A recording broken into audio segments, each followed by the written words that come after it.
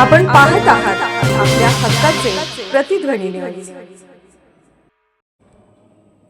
धमकी देणाऱ्या पोलिसाचा बंदोबस्त करा, आमदार जयंत पाटील. आमदार जयंत पाटील काय म्हणाले पहा. आज हे आंदोलनकर्त्या विद्यार्थ्यांना घाबरवत आहेत, उद्या सामान्य माणसांना अडकवण्यासाठीही असंच करतील. बुधवारी मुंबई येथे झालेल्या आंदोलनादरम्यानचा पोलीस कर्मचाऱ्यांचा विद्यार्थ्यांना धमकवणारा व्हिडिओ प्रचंड व्हायरल झाला आहे. या व्हायरल झालेल्या व्हिडिओवर राष्ट्रवादी काँग्रेस पार्टी शरदचंद्र पवार पक्षाचे ज्येष्ठ नेते जयंतराव पाटील यांनी प्रतिक्रिया दिली आहे. जयंतराव पाटील म्हणाले आहेत की मुंबईतील एक पोलीस कर्मचारी लहान आंदोलकांना धमकावणारा व्हिडिओ प्रसारित झाला आहे. या पोलीस कर्मचाऱ्यांकडे ड्रग्ज येतात कुठून? पोलीस धमकी देतात याचा अर्थ त्यांना ड्रग्ज सहज उपलब्ध होते. अशा पोलिसांचा ताबडतोब बंदोबस्त केला पाहिजे अशी मागणी त्यांनी केली. तसेच मागील पावसाळी अधिवेशनात आपण वाढत्या ड्रग्जबाबत सभागृहात मुद्दा उपस्थित केला होता. काही पोलीस या ड्रग्ज माफियांकडून हप्ते घेतात व काही पोलिसांचा सोर्स ऑफ इन्कम झाला आहे असंही मी म्हटलं होतं, असं त्यांनी नमूद केलं. आज हे आंदोलनकर्त्या विद्यार्थ्यांना घाबरवत आहेत, उद्या सामान्य माणसाला अडकवण्यासाठीही असंच काही करतील अशी भीती व्यक्त करतानाच त्यांनी मुख्यमंत्री देवेंद्र फडणवीस यांना विनंती केली आहे की अशा घटनांमुळे लोकांचा पोलीस यंत्रणेवर गैरविश्वास निर्माण होतो, त्यामुळे वेळीच अशा कर्मचारी आणि अधिकाऱ्यांवर कारवाई केली पाहिजे.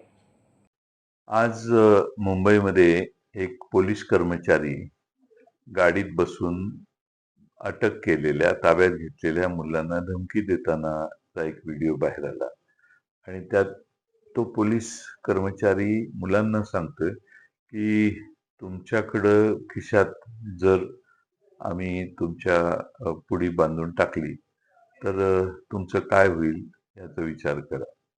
पोलीस लहान मुलांना धमकी देतानाचा हा व्हिडिओ आहे. याचा अर्थ मी असा काढतो की ड्रग्जची पुडी खिशात टाकायची आणि मुलांच्यावर खोटा आरोप करायचा आणि त्यांना त्यांचं आयुष्य उद्ध्वस्त करायचं, हे कृत्य पोलीस धमकी देऊन करू इच्छितात. मी माननीय मुख्यमंत्री महोदयांना विनंती करेन की पहिला म्हणजे अशा पोलिसांचा ताबडतोब बंदोबस्त करा.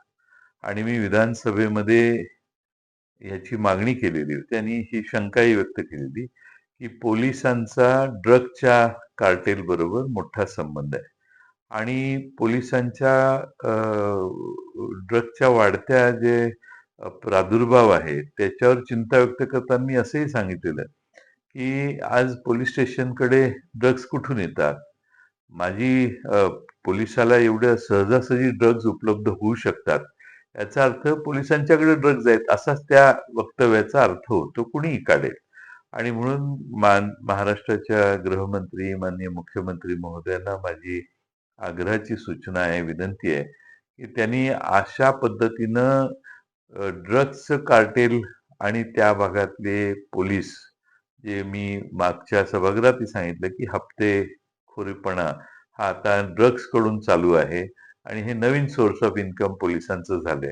याच्यावर पोलीस माननीय मुख्यमंत्री महोदय कडक पावलं उचलतील आणि हे प्रकार होणार नाही तसं दिसतंय. आता पोलिसांचा एखाद्याला घाबरवण्याचा प्रकार हा मुलांच्या बाबतीत आहे, विद्यार्थ्यांच्या बाबतीत आहे, आंदोलकांच्या बाबतीत आहे. तर उद्या सामान्य माणसाची वाट लावायची असेल तर त्या घरात पुढे नेऊन टाकली आणि त्याला अटक केली तरी शक्य आहे. म्हणून अशा पोलिसांच्यावर गैरविश्वास निर्माण करणाऱ्या ज्या घटना आहेत त्या घटना अतिशय चिंताजनक आहेत आणि मला वाटतं माननीय मुख्यमंत्री महोदयांनी त्यात ताबडतोब लक्ष घालावं. आपण पाहत आहात प्रतिध्वनी चॅनल. अशाच बातम्या पाहण्यासाठी आमच्या चॅनलला सबस्क्राईब करा आणि बेल आयकॉनवर क्लिक करा.